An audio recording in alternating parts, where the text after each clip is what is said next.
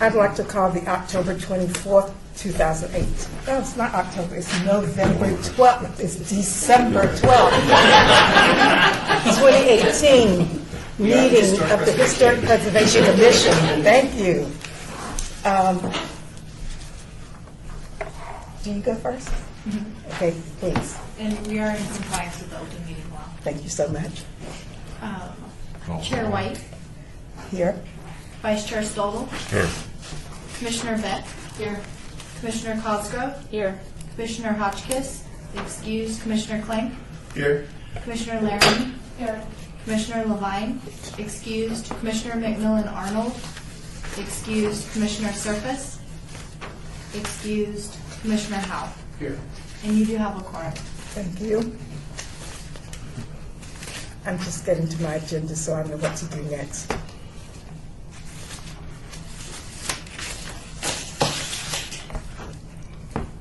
Public, do I do the public comment now? Yes, yeah, we're on number 3. Public comment during this period of the agenda must be limited to matters on the agenda for action. If you wish to be heard, please come to the microphone and give your name for the record. The amount of discussion as well as the amount of time of any single speaker is allowed may be limited. The public is also welcome to make any comments as each item is being heard by the board. Any comments now from anyone? The minutes of the last meeting. Can we take action on the minutes, please? Motion to approve. Second. Discussion. Oh, yes. We have discussion, please. Okay, on page 2, and I discussed this with Chair White. It says, Chair White thanked the ladies for all their work, and she agreed it should be Chair White thanked the Genealogical Society for all their work. It's just so that we can be more gender.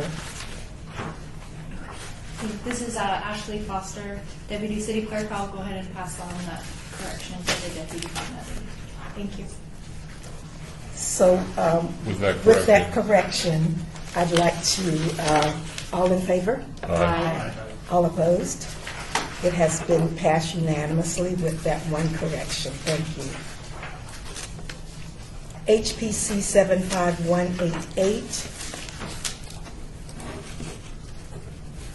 Discussion for possible action regarding the HPC Centennial Legacy Funding request of $5,000 for research and interviews for the Neon Museum Oral History Project.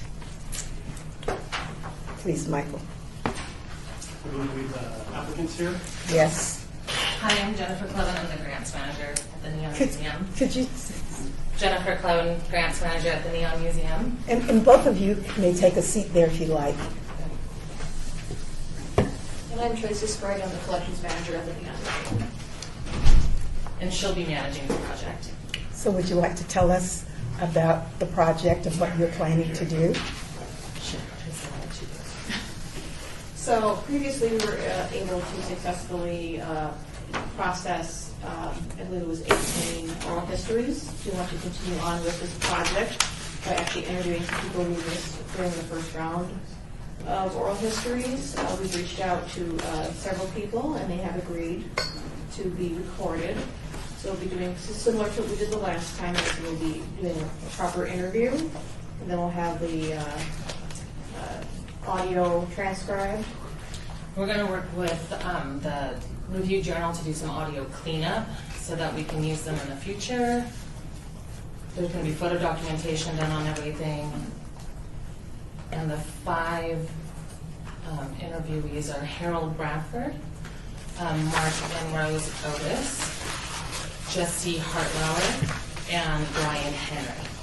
So a variety of sign designers.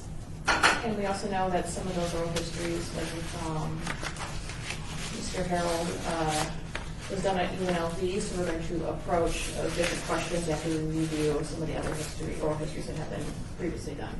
And we also have Mark and Rose. Yes. Okay. Any questions about this project? Oh. Comments? Yes, please. I'm sorry, I didn't quite understand when you said the Review Journal is you're going to use them for audio cleanup? Sorry, we've been working with the Review Journal to do some audio cleanup for us, and they do some video editing for us. So you'll see in the budget there that it reflects the cost that they've given us to do the cleanup for the interviews. So you're going to do this on videotape, Right now, it's just audio. audio? Yeah. And so they're going to find the word cleanup in the sense of the audio as opposed to just keeping the raw, or are you going to do the raw, the RJ is going to audio clean up on your instructions and then it goes to get a transcript? Correct. That's correct. And then we'll provide the audio for the commission and the transcripts as well. Is there public access to this, to any of the previous oral histories or the online or? They're not online, but they're accessible if you come to the Neon Museum and request to be in the archive.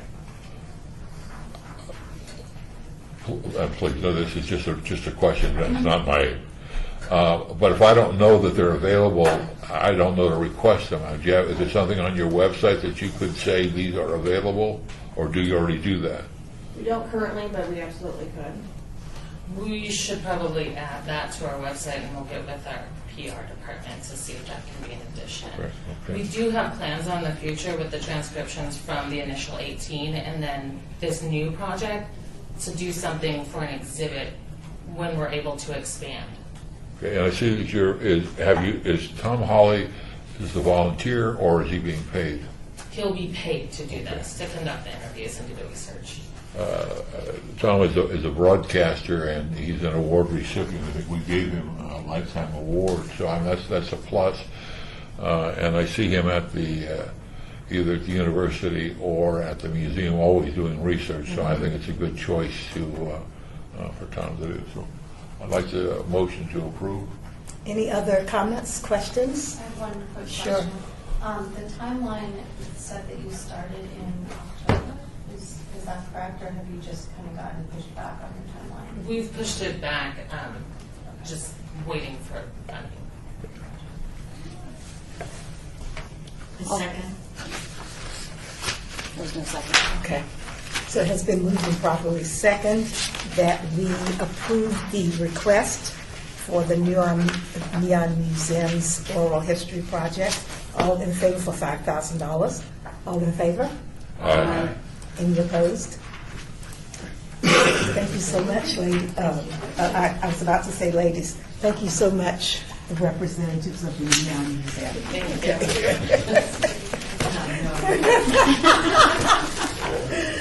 Okay.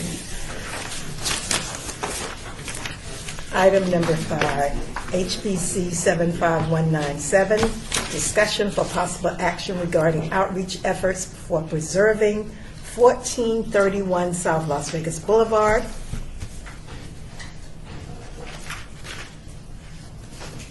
For this item, quick update. I believe this came to our attention based on email inquiries with dust permit control postings at the property and some general concerns with what was occurring on the property.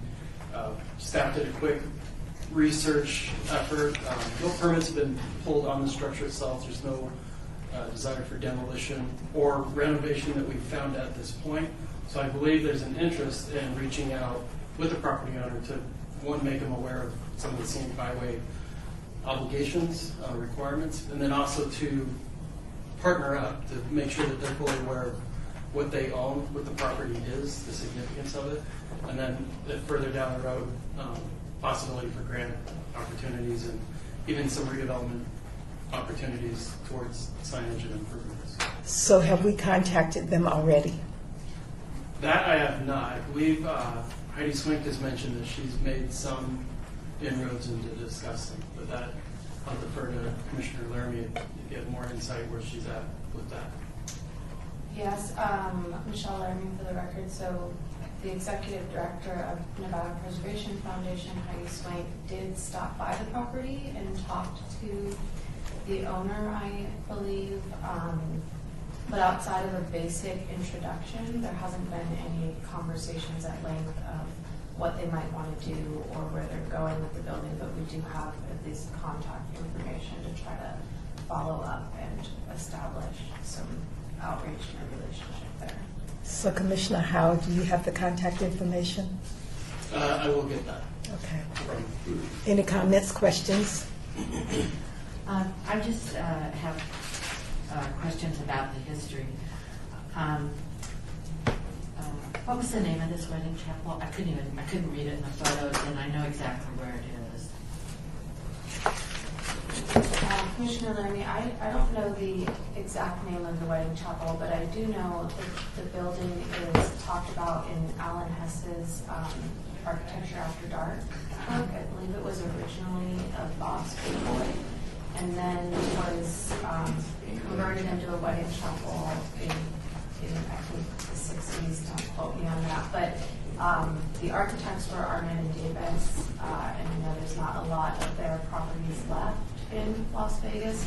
A lot of them have been demolished, so I think both mainly from an architectural standpoint, as far as being a prominent mid-century architect who designed that building, that's probably the potential significance if there's interest to pursue any kind of designation.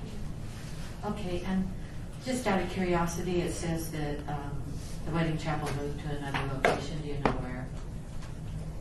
where they're currently operating. I do not. So technically, I guess the terms, because I drove by it this morning, it was previously a wedding chapel. I don't believe that it's been closed for a while. There's no posting on the site, so it's been vacant for a couple months. Okay. Jack LeMond for the record. What precipitated the dust? Because the parking lot surrounding it, there was some activity. I don't know based on what, if they're prepping it for future construction for laydown, or if it was just initiated. In the process of grading for a parking lot, that requires from the county air control measures, so that's where the posting comes. So it's work being conducted on the surrounding parking lot that's putting the dust control, not anything that's happening to the structure itself. I saw this on the agenda, and I also, at the same time, we found out that that the Denny's next to the Stratosphere was slated to go away too, and that was a really classic mid-century design in the same mold. So we have two really distinctive buildings right there on the scenic byway that we really should try to interject with. Well, so long for the record, if you drive by there, it's just sitting there with all the empty space, the parking lot and more to the east, as well as to the north, and then the emptiness extends all the way south to almost to the Gentleman's Club. I mean, it's just a prime piece of real estate that somebody's getting ready to do something with. So it looks like the name of the chapel is A wedding. Just says a A wedding. wedding chapel. Is the name. That would be first in the phone book. Yes, exactly. That and the lack of creativity. So how should we proceed with, since now there are two properties that it looks as if we should be discussing? The second one I probably had to bring up after. Since it's not on the agenda. Well, I apologize, Commissioner Howard. The two properties we're talking about, so the wedding chapel and the second property being. The Denny's. So the Denny's, unfortunately, has entitlements for a new Denny's. Oh. We tried working with the property owner. I hate to say, I believe from our research and working with them, it's the second Denny's built. Prime, Googie example, with no interest from the original property owner to preserve it because they're redeveloping a Denny's that they feel will better accommodate the location they have. On the same lot. On the same property, correct. So, for the record, you mentioned two things. One was that the property owner has some responsibility under the scenic byway, a legal responsibility? Signage-wise, Signage-wise. And what's that responsibility? for any new signage being in compliance, so we're the 75% neon, that it would go through the downtown design review committee for approval. So I guess that clearly this wasn't built as a wedding chapel. It appears that it's a sort of adaptive reuse. I don't know how old the building is. I don't have any sense of it other than it does have that 50s architectural kind of combined look with. So before I think we take any action, I think we know a little bit more about the history of the building. It looks like it's been added onto rather than. Cover over with lattice works. Yeah. Crazy. So I think we need to know a little bit more about the structure before we say we want to chain ourselves to the building. Right here, Michelle knows some of the history and the architects, so maybe she can help us. Well, Commissioner Laramie again, I think based on the bit of information that we know from Alan Hess's research that he's published on it, knowing that it's an Arnett and Davis building and that we've lost at least two, and actually the Denny's is also an Arnett and Davis building that we're going to lose. So knowing that we've already lost some of their buildings, they're pretty prominent mid-century kind of diner architects, that's enough of a reason to at least do outreach. Because an in-depth history of the building is probably going to require hiring somebody or pretty, time-intensive research. So I think we should use what we have and see if the owner even is interested in.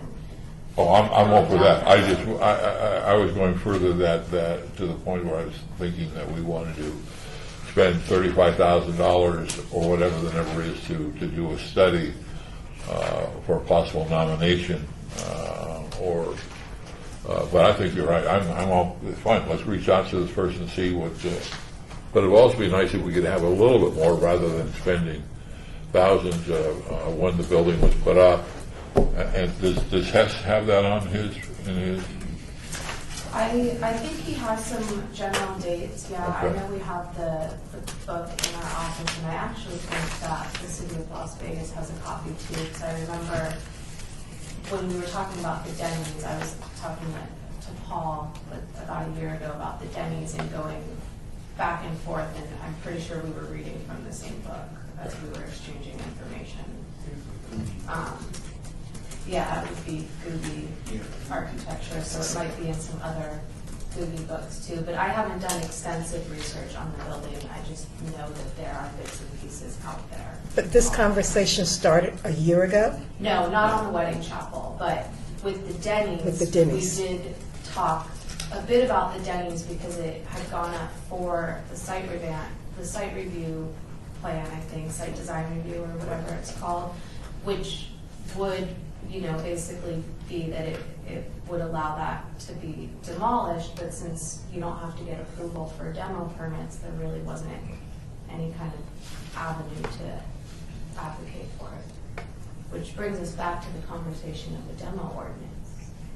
So tell us what the plans are for proceeding. So, for the record, Commissioner Howe, I believe the next step, pretty much the easy step, is for staff to reach out on multiple fronts with the property owner, both from a historic preservation, the loss of the Denny structure, but then also from a redevelopment perspective, using the structure as a value added. Because again, our downtown master plan does emphasize historic preservation for multiple fronts. So we don't have any issue gaining some of the near-term history, what work has been done, what are they doing, Right. even with the county, and then joining forces with EUD and some of the other departments, so that the key thing is that the property owner understands the value of the structure that they have, and that we can work with them to incorporate keeping the structure to, again, retain and add a redevelopment value to the scenic byway. So that's the stuff, and then as we do that, we can get more detailed information on the history, up to the point where if we have good buy-in from the owner, looking at certifying the building, and then pursuing grants if there's an interest in that. So, and you think that we have a good timetable here before they act whatever their next steps might be. I hope so, without knowing for sure what their interests are. I would say on one hand, fortunately, there hasn't been that much activity on the structures themselves. Seems that the lots, unfortunately, right now with a lot of the properties in that area, it's a fire risk. So that's where our urgency is to get with the property owner to make sure that they see there's value to the structure, and then get their ideas on how they want to utilize it, or if they're just going to sell it. So for the, I'm sorry. Go ahead. It'd be great if we get the sort of one-on-one of the building. That would just really be helpful. I suspect that may have been a motel. That was Motel Row on that east side. Maybe even the Del Mar is in that area. But my question is, having driven that this morning several times, there's lots of opportunities for scenic byway violation on both sides of that. It's getting pretty ugly on the west side. Is the city working on that piece of business? I see what Main Street has become, which is really, I think, fabulous. What about that stretch from Charleston to Oakey? Is there a plan out there? So within the plan, we have the downtown master plan that addresses, that would be the Gateway District. But again, getting to your point real quickly, regarding the scenic byway, I have one of my staff members here, Sydney and Lorenzo Mastino, on the annual basis, and we're getting up to that time of the year when we go out and do the audit of the scenic byway. Now, remember, it's really focused on the signage. Okay. Some of the structures you mentioned, I saw last night, were in code enforcement areas. I mean, it's gone past what's acceptable. That wouldn't have to do with the scenic byway as much as it would have to do with just basic code compliance. Now, I'll bring up an update to some of the scenic byway on the next agenda, because I don't want to get off topic on this. All right, the only thing I'm suggesting is we have this mid-century structure. Seems to me there are some other opportunities, so rather than just dealing with that one building, is there any way to look at what we see from Charleston south to Oakey to see if there are other opportunities before? So that probably has to go on the agenda. It's under 14? Okay, I'll bring that up later on. But do you think you're going to be able to talk to owners of this piece of property prior to the holidays? That's my goal. Okay, I good. think the challenge is that they understand the value of the structure. Exactly. And that we're not approaching that it's, like to say it, the initial reaction is, oh, you want to preserve it, and then it's going to be raised to tear it down before they can. Exactly. So that's, to broach that topic with sensitivity, that they see the full value of it. I appreciate that. Calling back, you mentioned that you were going to do, go out and do a check on these signs. Will that include the stratosphere? The stratosphere is within the scenic byway. Okay. Any other comments on the wedding chapel? Just real quick, Please. Kathleen, from what I can tell on Gizmo and the rather poor copies, the original building was built as Bob's Big Boy in 1966. Oh, that's what it was. Bob's Big Boy. And then additions were made starting in about 1975. That's great. There's a Bob's Big Boy, there's a recent article about somebody taking them over and they're putting energy back in that franchise. I don't know who that was. Bob's Big Boy. Google View has quite you can actually see inside the building too. This is good. If you look at it, you can see the building. So is that information that you'd like to get from You see the the Commissioner? Bob's Big Boy roof, and then Yeah. we did that. You have it already? Yes. Okay, good.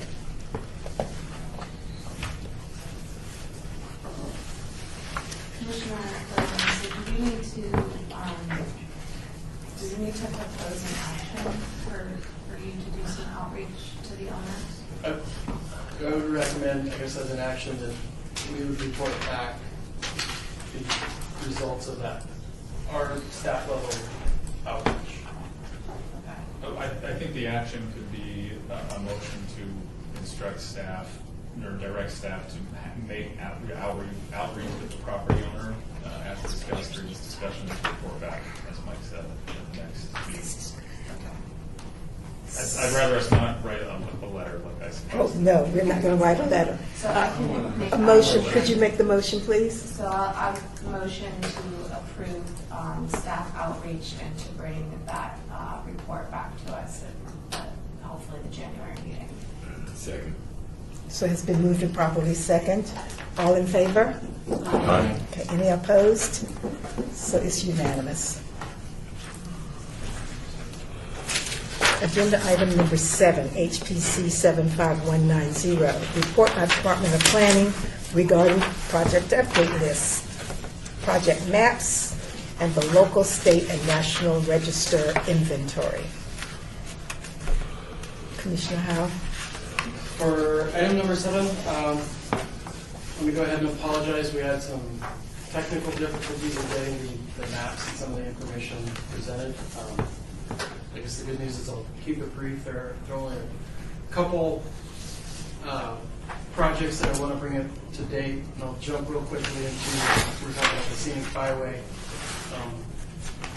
Just a general update, one of the signs that we had that was found out of compliance with the scenic byway standards located at the Culinary Union. Unfortunately, when they were going through the economics, it was previously a cash pond, full conformance, had the animated signage, the neon. When Culinary Union moved in, they removed all the equipment and basically put a backlit panel sign.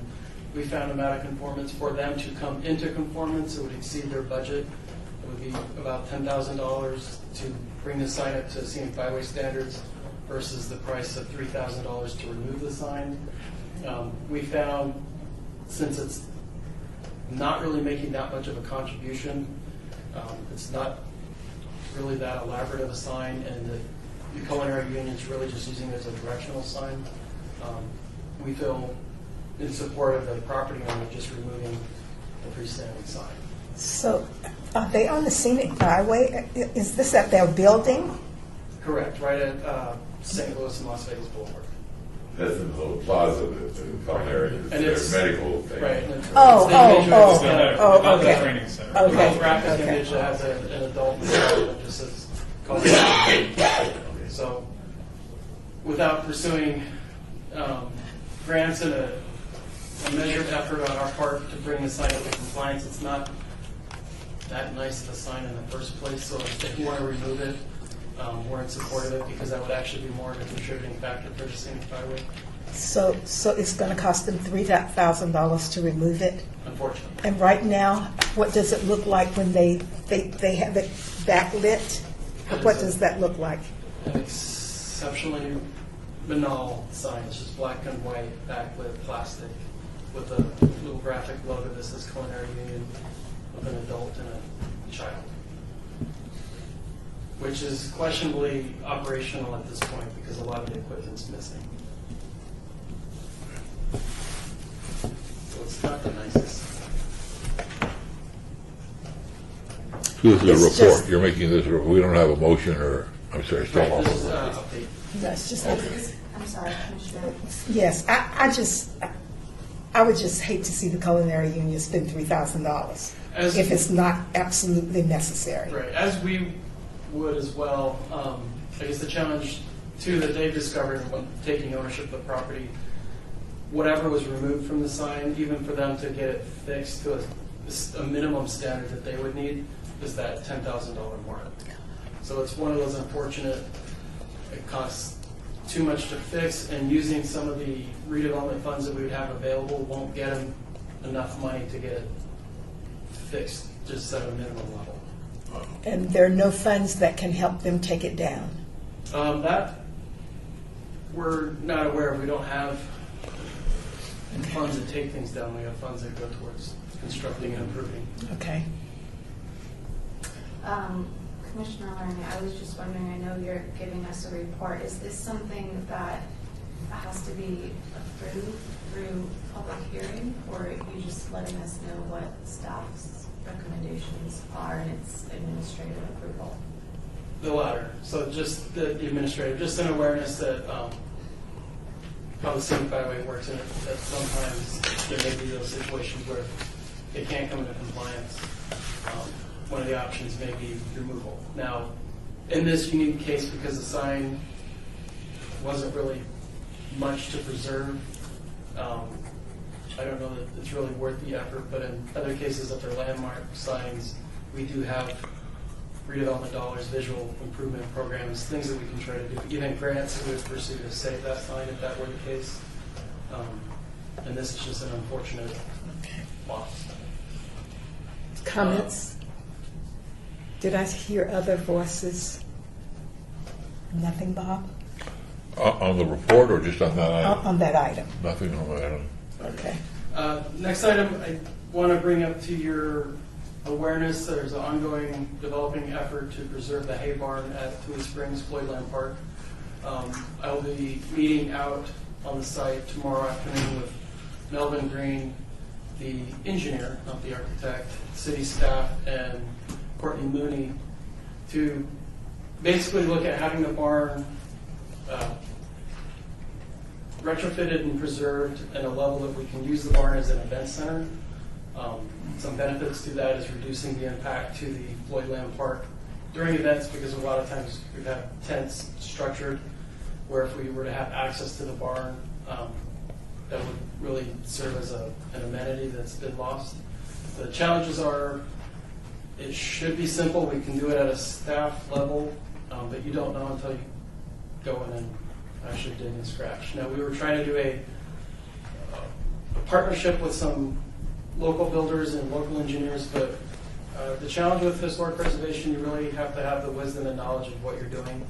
So some of the initial suggestions just weren't passing muster, because whatever changes we propose will have to go through SHPO, and their standard is fairly rigid for this area. So we feel confident that we'll have a pretty good plan in place to preserve the barn and then actually have it accessible as an amenity for an event center. Now, that said, we don't fully know what the budget is, what improvements, but I think that there's, considering the team that we have, we can do some things to get it back accessible. I have a question. Of course. As some people know, I have a long interest in that area. Would it be inappropriate for me to be there tomorrow? If it would be, that's fine. I'm very interested in what happens. If absolutely. So if you have interest, we will be out at the hay barn from 2:30 to 4. Okay. And we'll have access, so we'll be able to get into the barn and the adjacent structures. Okay. All right. That would be great. I can be there. Okay. Wonderful. Any other comments? About the Commissioner barn? Lerner, just a quick comment. Is the city a member of the National Trust for Historic Preservation?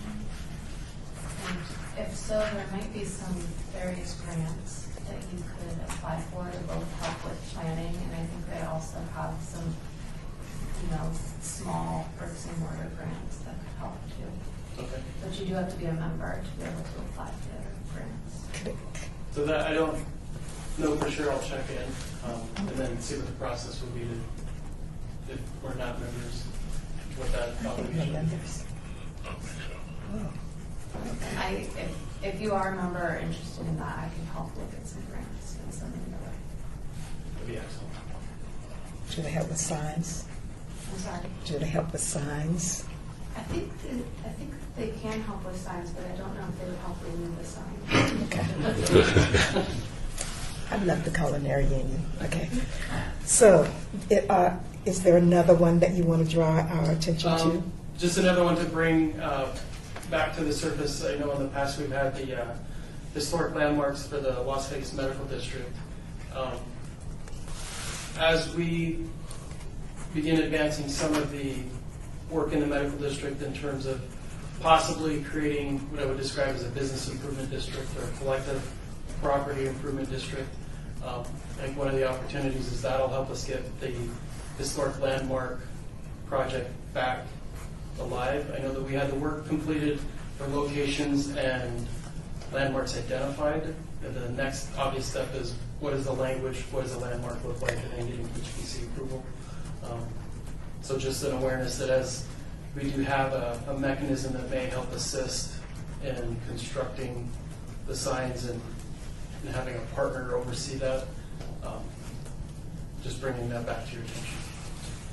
Madam Chair, if I might, I just would also, since we're talking about the medical district, I would just point out for the members of this commission, the city has just recently dedicated the Bearden Family Paseo on Wellness Way at MLK.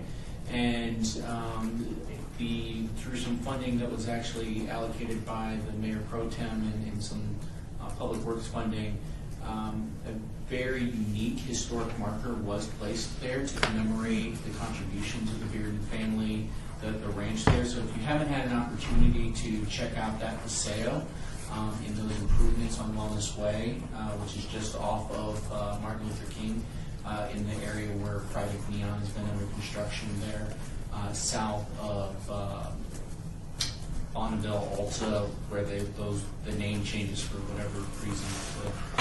The city changes the name in the middle of an intersection. But at any rate, I would just recommend, it's a very unique placement and something we are actually looking at for some maybe future commemorations of things for naming. So just maybe as a point of interest for some of the stuff in the medical district.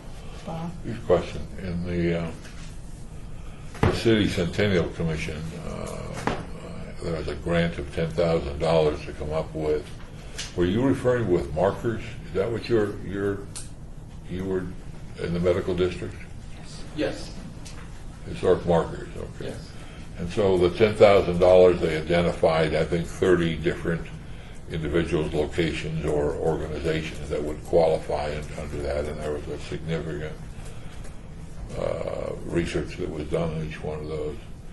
The Centennial Commission was under the erroneous impression that this group, I think it was Northwind, was also going to come up with a design. And that, of course, was not part of what they were supposed to do. The Centennial Commission also discussed the fact that there are probably at least up between a half a dozen and a dozen city-defined historic markers of different sizes and shapes, and was looking at some sort of consistency when the city puts up a historic marker, what it's going to look like. And the second part of that was, who is it designed for? The person walking or somebody driving, like a scenic sign you can travel all around and you get a message, or you can do that. Are those kinds of questions being asked before we do something on the medical district? And if so, who's asking those historic questions? For the record, Commissioner Howe, absolutely. With the ideas, as we have more opportunities for possible funding partnerships and mechanisms to get the landmarks created, naturally, it would be my goal to have those designs confirmed, the text on it confirmed by the HPC. So I'm okay with, I was more worried, I'm sure, still for the record, whether or not, because you used the term, the new one is very unique marker. Well, go for it. And I want to be clear, so Director Summerfield, for the record. So I do want to be clear through you. So it's a very unique monument. It's actually not a marker. It's not the standard it's not a marker. It's actually kind of a monument sign that dedicates the Paseo in the family name, the Bearden Family Paseo. It's just very unique. It's different from how we've done any kind of commemoration in the past in any of our other facilities. And so, like I said, I just draw your attention. I would also just add really quickly to the point that you were making about consistency and the different levels of how a marker is supposed to read.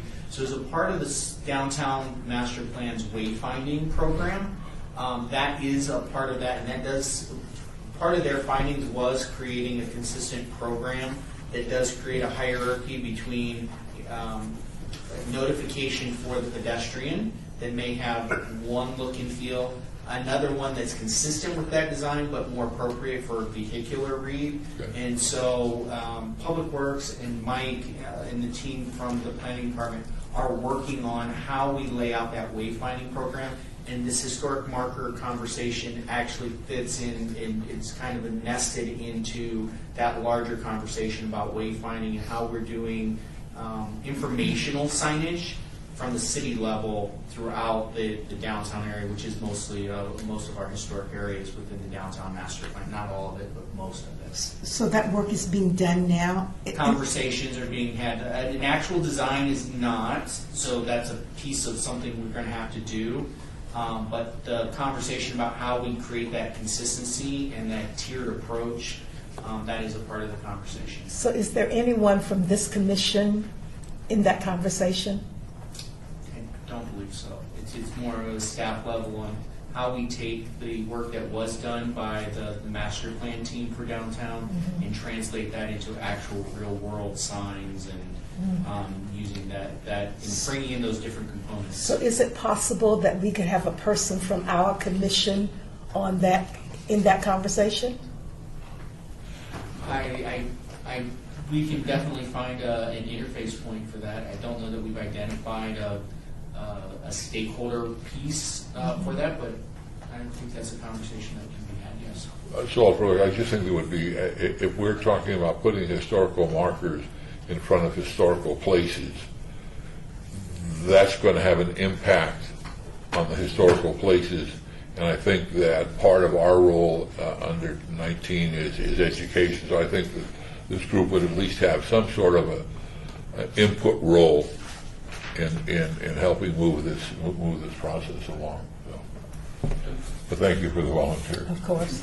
So you share why, Commissioner Howe. Again, and the purpose of bringing it up is try to catch it early so that we get good information to go ahead, like you said, for consistency's sake, that landmark features are designed so that they be official, so that people understand and recognize them as an actual historical landmark. One last So thing. we haven't reached that stage, but that's the part, is trying to bring this information in early so that we don't miss that opportunity. So as it develops, no design has been formalized, but we do have an opportunity with this developing bid, we would say, for the medical district, that there'd be a good partnership to say, hey, we have half a program completed, now the second half we would like to bring in, with HBC's blessing, a design and finalizing the program.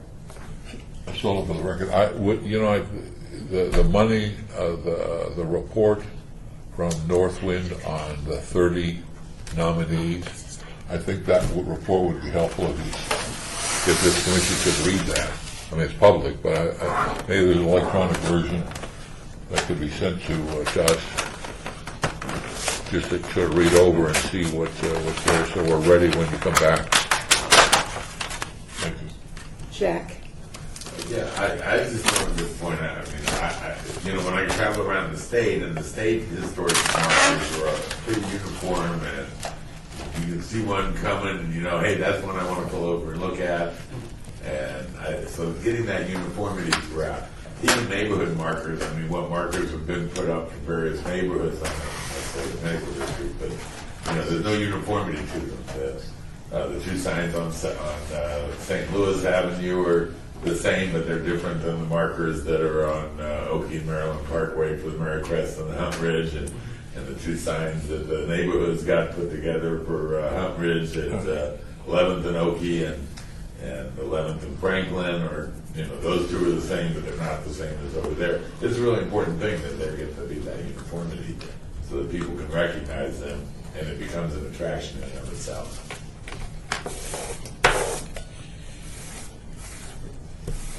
Okay, I think we're done. So, Commissioner, I apologize, Robert Summerfield, Director of Planning. I do have one other update on item 7 for the Commission. It's supposed to be a separate item, but I just want to update the Commission on the status of the Historic Preservation Officer efforts that we have going on.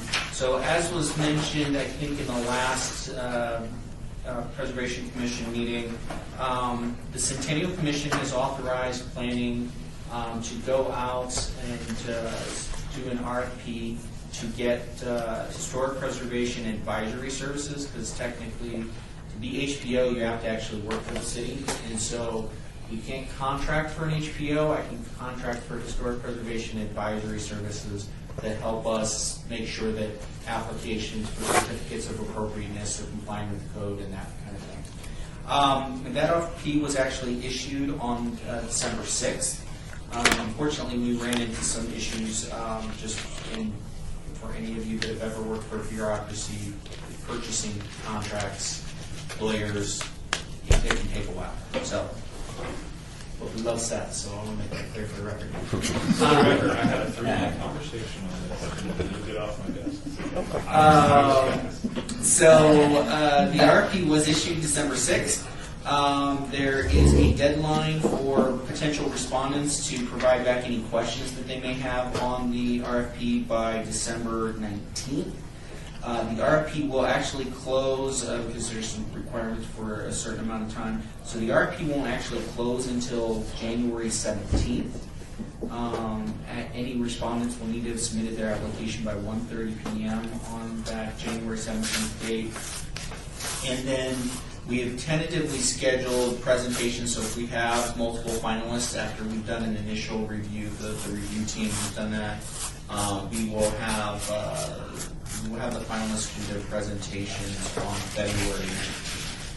So, with all of that said, the other piece of this is myself and the vice chair were having an informal discussion prior to the meeting starting. The Centennial Commission has asked me to come back to them to present on a more long-term strategy, with them potentially funding a grant-funded position for up to 3 years, so that we can actually hire on staff versus doing consultant a historic preservation officer. To that end, I've submitted to the city's HR department and for the city's management team a new historic preservation officer position that I would like to create, contingent on getting the grant funding from the Centennial Commission. I will be going to the Centennial Commission in January to update them on the status of this RFP. It took a little longer, and to make the formal request for the grant funding from them so that we can actually fund the position. If I'm successful with getting that funding, then we may not proceed with the grant or with the contracts consultant services. We may just go out for an immediate. In fact, we have all the paperwork ready to go to do a recruitment for a full-time historic preservation officer for the city of Las Vegas. For that 3-year. For that 3-year. And it would be clear so that, again, very clear, while in that 3 years we will be working to find the ability for the city to fund that position ongoing, the recruitment will be based on a 3-year grant funding so that anyone who does come on board for that position will know ahead of time that the position is only guaranteed for the term of the grant. And that, while we'll be working internally as the director of planning and working with HR and what have you for future budget cycles to make that a more long-term, permanent funded position, that it will be, at least in its initial offering, only a 3-year grant funded position. So I just wanted to give you all an update. I know how important it is to get you a dedicated resource. Mike is absolutely fantastic, but again, he's wearing 3 hats right now. I need to get that down to maybe 1.5 hats. So we are very, very close to working on that to get you guys that resource. So when do you go back to the Centennial Commission? At their January meeting. And so do we know when that is? 17th or the 21st? Something like. I think it's the 21st, because if I remember correctly, it is just after this RFP closes. Because then I can give them an update on how many people have responded to the RFP and give them the status of where we're at on that, as well as part of the presentation on. So, for the record, best case scenario, when would that person be on board? Best case scenario, if we do get the funding allocation from the Centennial Commission, because we have all of the stuff that we have to have done on our end, we just have to fund the position to do the recruitment. So we can do a short or a longer recruitment. This one's a little different, so we probably would go with at least a 15-day recruitment window.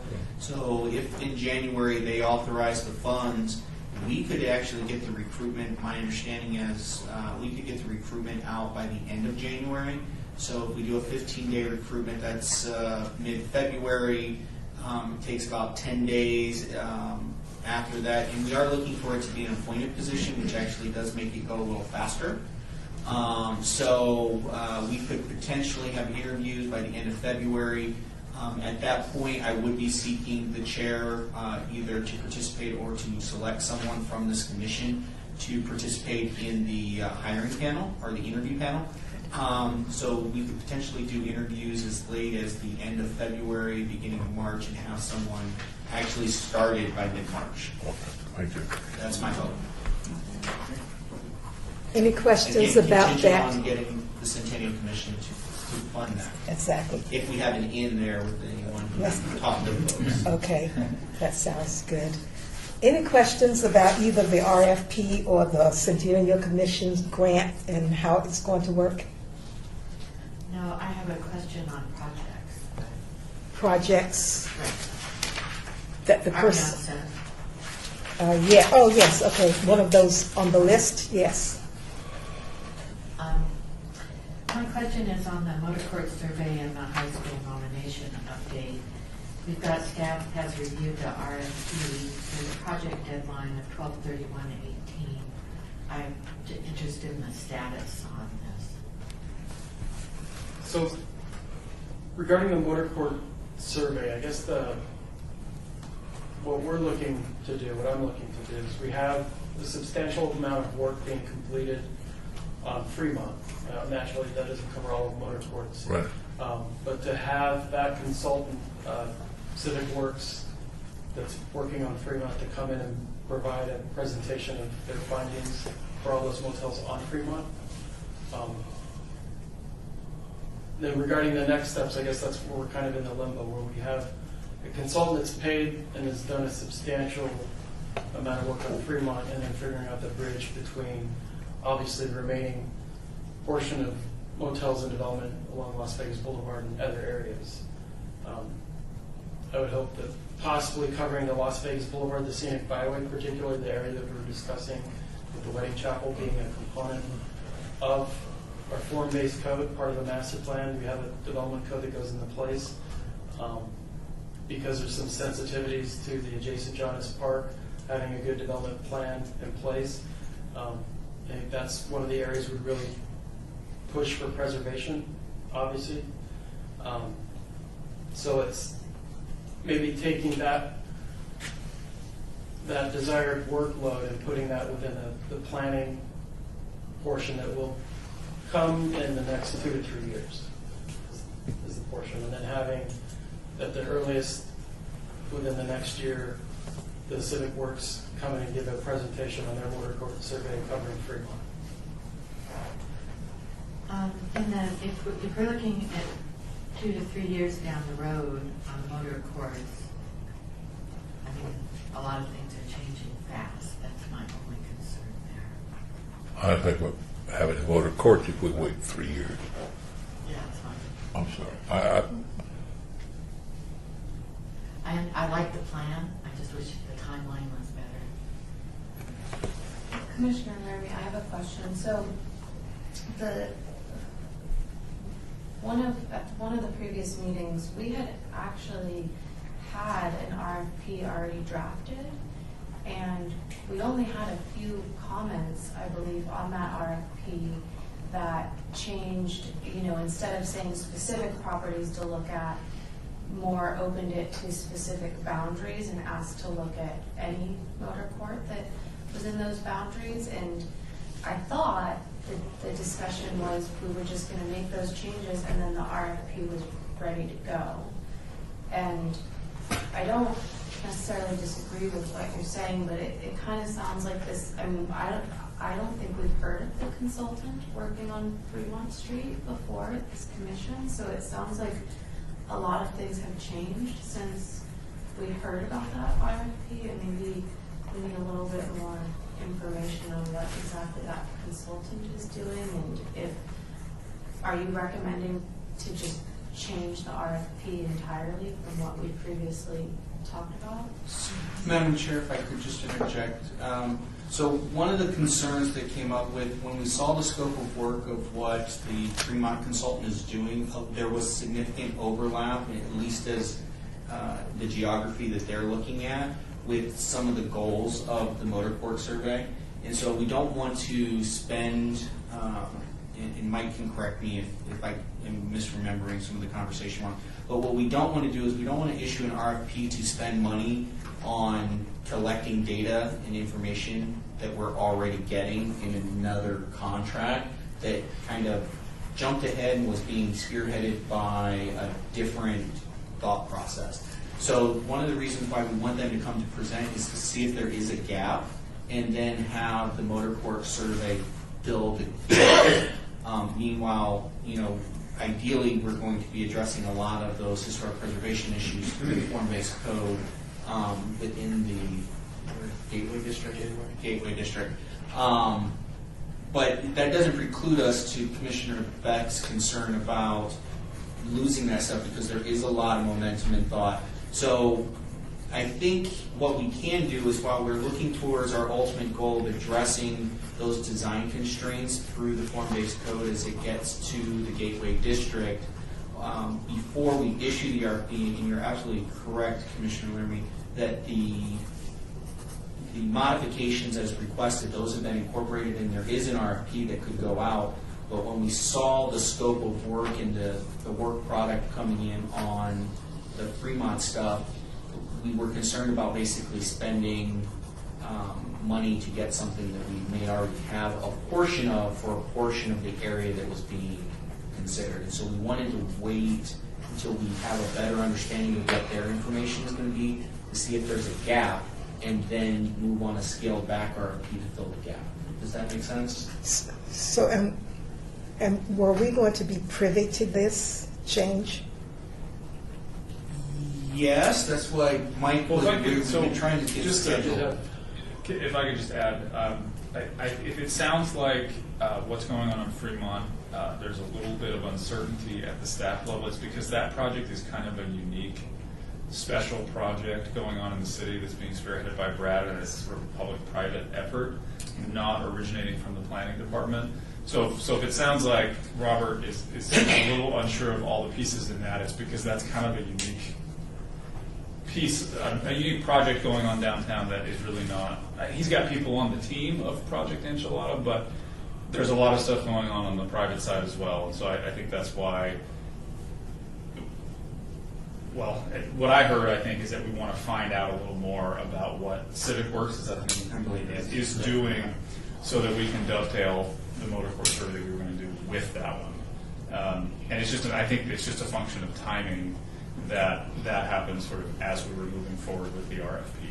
So I just wanted to add that piece of information. Colleen Beck, I have one question. So if we have this work going on Fremont Street, is there anything prohibiting us from going ahead on Las Vegas Boulevard? I just see that we could go ahead and do that. Mm-hmm. And then if we find out, say there is a gap on Fremont Street, there's a couple of motels they didn't do or whatever, we could address that separately. But in the meantime, get the boulevard done. So, Madam Chair, through you, no, I don't think there is. I think the last discussion we had was, as Commissioner Laramie phrased it, to broaden it up so that we weren't looking at specific properties and we're just saying the motor courts within the general geography. But because of what happened, we were hesitant to move forward with that because we don't want to spend money twice, essentially, particularly given the city's budget situation and the fact that you guys have a lot of things that you are interested in. We just wouldn't want to do that. So we can further go back and refine it and look at just the boulevard and limit that scope and then come back and say, okay, well, this is what we heard from Civic Works on Fremont Street. These are the gaps between what they did and what we really had hoped to get from a motor court survey for the Fremont corridor, and go back and do an amendment, an augmentation, something either if we're still ongoing on Las Vegas Boulevard, or we can just do a separate contract to fill in that gap analysis, if that's the interest of the commission.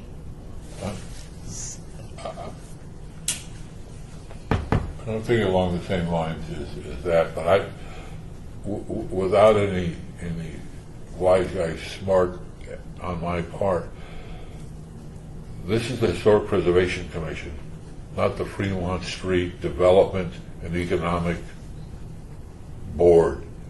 We see things through historic preservation. That's our mission. That's our goal. That's our function. What's going on with Enchilada has got a lot of hands, a lot of fingers, and a lot of uniqueness to it. I would almost suggest that we go ahead with our historic preservation motor court survey, independent of whatever is going on, and if there is some duplication, fine. But we need to see what's going on with Fremont Street,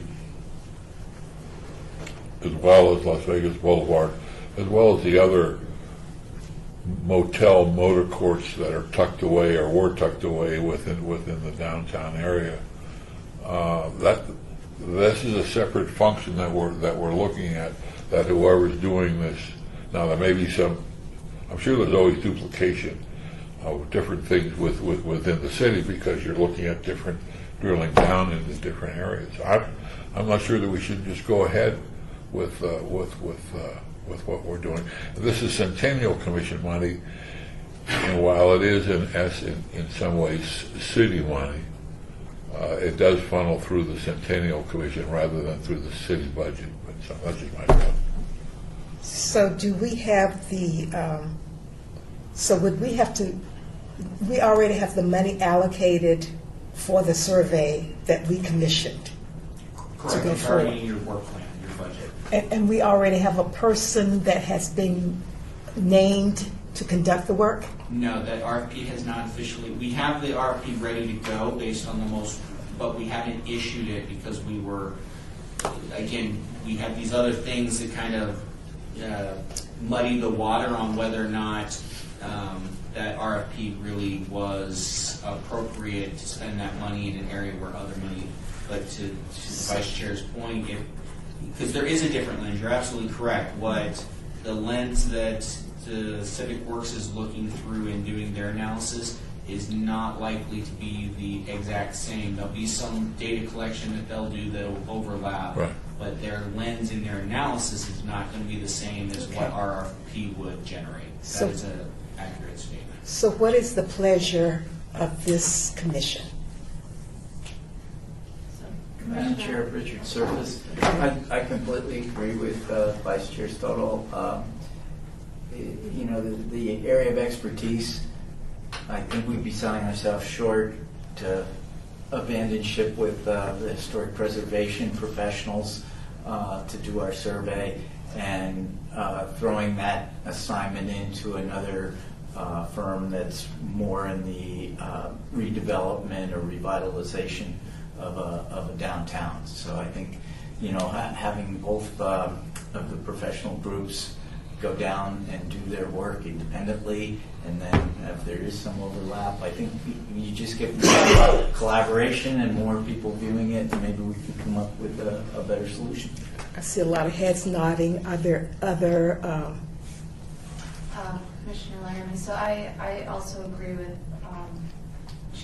Vice Chair Stoddle and Commissioner Surface. I guess the one solution might be if the Fremont Street consultant was willing to bring a historic preservation consultant on board and open their project up to that element. That maybe is a way to fuse the two missions, but I don't want those conversations to hold up us pushing our RFP forward. So I think ultimately what I'm hearing is that we want someone with preservation expertise to be looking at that area. And maybe we want someone independent of the other group. Yeah, so for the record, I think that, and the last part of what you said, I think is key. Is also is let's not slow this down anymore. Right. So I'd like to make a motion. This is a report, isn't Yeah, it? it's just a report, but I think staff has heard the direction. Yeah, So- I've got to know with a couple exclamation points, get motor court survey RFP out ASAP. Okay. So, we heard. Thank you, Okay, good. thank you. Thank you so much. And then on the high school, Vegas High School update to that nomination, do you know where we are on that? I do not. I have not heard back from either the architect that we can follow up with. Okay, and also So, along with excuse that, me, architects? I didn't hear what you said. Well, with I believe back probably a year ago, it was Tate Snyder Kimsey was chosen as the architect when they were working with the school district for talking about two different. This was, so for the record, was the current historic register nomination done in 1964 is out. This was simply to go back and hire somebody to update the 1964, which would include some additional buildings that are now more than 50 years old.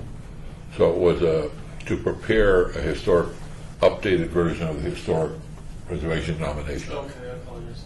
yeah, and then this ties in, of course, to what plans are going to happen out there, but the updates needed for us to have accurate information and provide input. And through you, Chairwoman, unfortunately, no, there's no reason, we just have not had the ability or the time or staff to get that out. So that's just on us, we just have not had that ability. It's not in any way a reflection on us not knowing that it's a priority, we just have not been able to get that done yet. But we will move it to the second to the top of the list after the motor courts are getting out ASAP. One more item. I just wanted to ask about the Reed Whipple and if you had gotten an update from Northwind on if they could revise the nomination in a Oh, yes. So that I have not received an update from Northwind. So frequently in discussions with one of their employees when we've been talking about it, but we're both kind of waiting on some of the other components of it. Naturally, I believe, and she having a partnership, UNLV moving in, there may be some partnerships, but no updates. UNLV is moving into the Reed Whipple building? To my understanding, yes. So the downtown design center that's located at History School Yes. will be relocating to the Reed Whipple. Well, Wow. That's the discussion. I don't know if that's been, Right, if we're all the still- money and leasing has been figured out, Okay. but that has been a principal discussion. My understanding is their lease at the Fifth Street School will be ending. Okay. Reed Whipple was an option, but I think there was some centennial money that was being looked at that didn't get approved. So I don't know if that's actually moving, where that is in moving forward or not. It's their ultimate destination I or think that was Steve destination. Clark. for the record, the request for the Reed Whipple from UNLV was to prepare, in essence, a sales document, a marketing document that would be used to raise the money it would take $10 million plus to create, to move UNLV in some form or another into that building. And the grant was not approved for a variety of reasons, but part of that grant was also, there was some funds in there to update the historic nomination to the National Register, which was already prepared. We already spent money on that. It was sent to the state, and it was sent to, I believe, either kickback from the state or kickback from D.C. Yeah. For a different approach rather than as a an architectural. I think it was more of a No, they wanted More more history. architecture. of a focus on architecture and history and less on the church itself. right. So now it's just sort of in limbo, and there is currently, in my understanding, no money to rewrite it and resubmit it. That is my understanding, yes. Okay, but the idea that UNLV is going to move in there, I think, is kind of 2 or 3 steps down the line. Right, and because with some of the challenges being the existing conditions of the building right now, That's what surprised me. Commissioner Laramie, correct me if I'm wrong, but couldn't HPC provide the money? $10 million? No, Oh. but the small amount of money that might be needed to move the nomination forward, to revise the nomination. And I thought that's what we wanted to reach out to Northwind for, since they did the original nomination, is what would their fee be to revise it and just move forward with that small piece? Maybe we can come to, when we come to item 14, or maybe we're here now, or we can put that on the agenda for the next. So we just have one more item before we get to that one, I believe. So are there any other comments on the projects list? I have just questions, quick question. Okay. Is there any update on Moulin Rouge as far as moving what was left? We talked about those Those pillars, pillars. those red things. The glass. The column, yeah. Yeah. There's been no update. It's kind of at a standstill right there. We're just trying to keep people off the property right now. Okay, so it's still a bankruptcy court. There's no purchaser. Every time that there's supposedly legitimate offer, it falls through. So at this time, there's been no traction. It's still in receivership. It's still, the receiver isn't local. Again, the city is constantly, our focus right now is just to keep people off of the property because it's just not safe for people to be camping on the property. But isn't it completely open now? No fencing Right. any longer? Right. So Yeah. it's impossible. Yeah, the fencing was only there to secure the property when there was buildings there. As soon as the demolition was completed, all the fencing went away. Yeah, there's no way to keep anybody off. I was wondering if we want to move those things. How much would it, Well, the problem is, we don't have a right to move them. Because there's no ownership, there's receivership and not really ownership, there's no one who can really authorize the removal of, which is one of the reasons why we had to abate the property through the process that we did to get the buildings gone, because there's no one who can authorize us to remove any of the site, because it's a part of the Bankruptcy court referee could.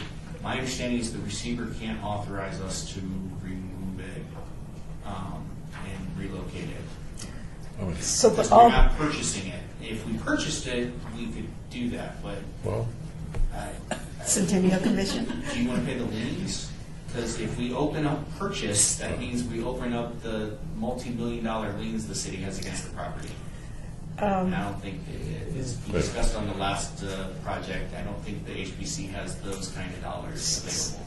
So the person in charge of the property was in charge of having all of those buildings torn down and taken away? Actually, the city did all of that. The So- receiver did not. That was why the city had to, because the receiver, and again, Seth can jump in because he would understand the legal aspects of it, but my understanding of the situation was the receiver did not believe that he had the legal authority to denigrate the property by removing the buildings, because his job is to get the biggest dollar amount for the property so that the people, the investors, and the people who debt is owed to can get repaid as much as humanly possible. So he's not authorized to do anything that potentially could be seen to diminish the value of the property. So can the city do an amendment and say, we forgot to take those two pillars off of the property? No, because the HPC specifically said that those could not be a part of the demolition of the stuff. So no, we can't say we forgot because we actively said no. Okay. we said no, we weren't going to destroy it. We didn't say no, we're not going to move it. But again, the only way we could move it is if it was trash, debris. Because that's what we did. Because that's what we were authorized to do, is remove the debris. My last three questions are: Victory Hotel, has there been any buzz, any movement, any demolitions, any requests, any action, any? No improvements on the structure itself. Obviously, the surrounding area structure is being demolished, but I haven't heard when we check any activity going on at the hotel itself. Where there are demolitions on the ones around it? Correct. Yeah. A couple of those were old, more than 50 years old. Huntridge Theater, any requests for a business license? Any Not from the requests? None from the property owner. Is the No. city involved in any way? He asked generically. We're interested in aiding anyone that's looking at taking ownership and contributing towards the improvement of the intersection. Okay. Anybody know anything about the lawsuit from the state? Just that they were not able to exercise the touring or whatever. The city did not sign off on them doing anything other than their office activity at that location. So I believe that unfortunately, or fortunately, depending on which way you lean in this particular issue, did continue to create some conflict for them in the state with regard to those tax incentives or grant money. I can't remember which it is. So they continue to work that through, but the city's not a part of that. February is when the state grants, and they, after February of 19, right, is when they could. I believe that is accurate, but there is a deadline coming very soon for them to do something, have completed something, pay something. I don't know all the details. Well, let's go up with the record. The last year, October of last year, 17. 17, that the owners entered into a new agreement accepted by the court, which extended the covenants that they couldn't tear down the building for another 20 years. Oh, God. Oh. I guess that's Or some number along that line, but they also had to live up to the covenants, which was that 12 days a year it had to be open in some way to the public, and they were supposed to keep the building in that shape that it could be a tour or whatever. They have not done that. The city looked at it and said, not going to happen. So now it's back again between the state of Nevada and the owners, Kings or whatever it's Rockies LLC is on. I guess this. Jack, any other comments on the Huntridge? I guess that's just Last my one favorite property. is the El Portel Theater, or as it says here, Food Emporium. Is there any update on where the sign's going to move or what they're going to do? They have resolved all of their entitlement issues. We worked with them on, unfortunately, Fremont Street Experience did cause them to have to go back and do some revisions to what the HPC had done their final review. We believe that we got them to in working with the councilman's office, to be consistent with the items that HPC approved in their review. But they do have a slightly different configuration on the sign facade. But the El Portel piece is still there. Actually, I think it stays in the middle now instead of moving it from where it did the marquee like this. They were doing more the I don't remember my trigonometry, but they were doing a different triangle and moving it to that end. Because Fremont didn't want to deal with their encroachments, they are leaving that existing facade actually. So it's actually maybe more in line with historic preservation concerns in terms of keeping the marquee structure and the El Portel sign out at where it currently is, or where it is historically been. You know, But I don't know if we've got permits. within the last 6 to 9 months, we've done a lot on this commission, made a lot of ask for things to be done. And today, as we sit here, we're probably having a feeling that, unfortunately, we just don't feel like it's been taken seriously. So I'm very, very happy to know that that we're going to have some help really soon to do some of this. And Commissioner Howell, I admire the work that you do. I know how busy you are doing 2.5 jobs. I do 1.5, so I understand. But we just appreciate that this is going to get better. and that we're going to make some great progress in 2019. Item number 8, is it? HPC 75191, Department of Planning regarding historic and archaeological resources in the local media. Any comments on any of those items? Again, I always appreciate those. And I didn't think I would ever want to read that much online that I miss in the newspaper, but it's working for me. So I appreciate that. I just want to mention, I thought it was nice you picked up the Forbes article. You know, Yes. it wasn't just local media. Yes. It was nice. Item number 9, HPC 75192, discussion regarding topics for future agenda items by the Historic Preservation Commission. Comments made during this portion of the agenda by individual commission members shall refer solely to proposals for future agenda items, and any discussion shall be limited to whether or not any such proposed items are within the purview of the commission, or whether such proposed items shall be placed on a future agenda. No discussion regarding the substance of any such proposed topic shall occur, and no action shall be taken regarding the proposal. So, yes, please.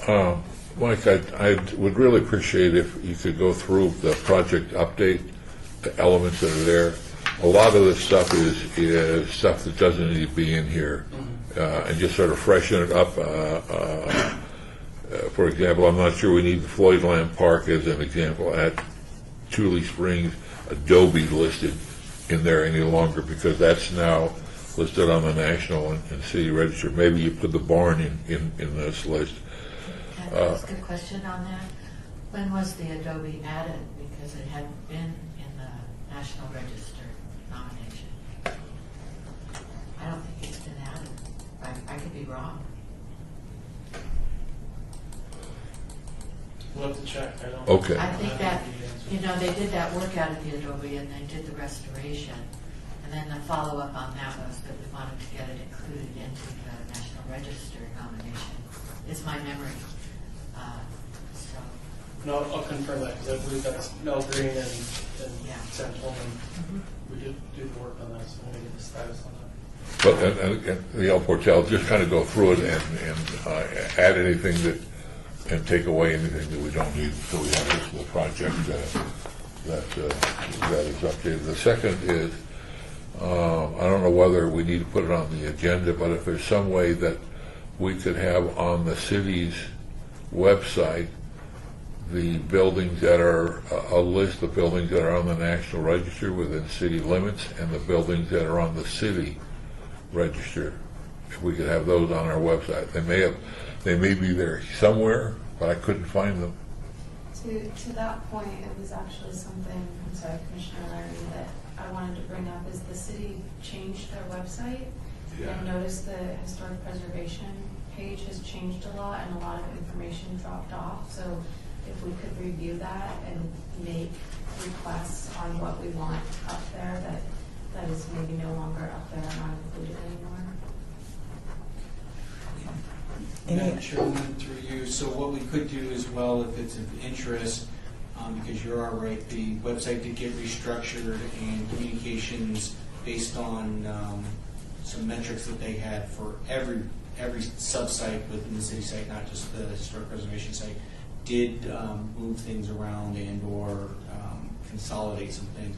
So if you'd like, we can invite the communications team that worked on the website to come and present to this body about what was changed and how to find things that may still be on the website, but maybe not where you used to find them previously, if that's of interest. We would, yes, it is. We'd love to have that.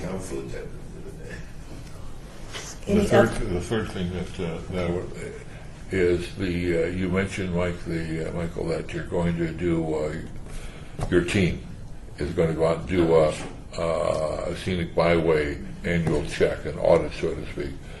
Well, it would sure be nice if we could be part of the updated information on that, wouldn't you? Okay. Great. Thank you.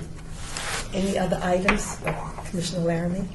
Yeah, I just had a request on this. So I know that we've, in the past, made a lot of requests that don't always show up on the agenda, and I know that that's just because sometimes the timing doesn't work out or we're waiting on information. But then we kind of lose those requests. So is there a way we can put together a list that accompanies this agenda item so we can just see what's still on the list so that we're not repeating requests and kind of can track, how long they're on the list without coming on to an agenda and follow up on them, maybe more regularly or whatever, but just so we have some visual cues of what's been requested in the past and what we haven't gotten on the agenda.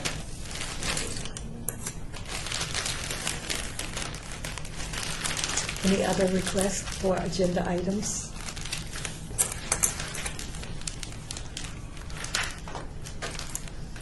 Okay. Citizen participation.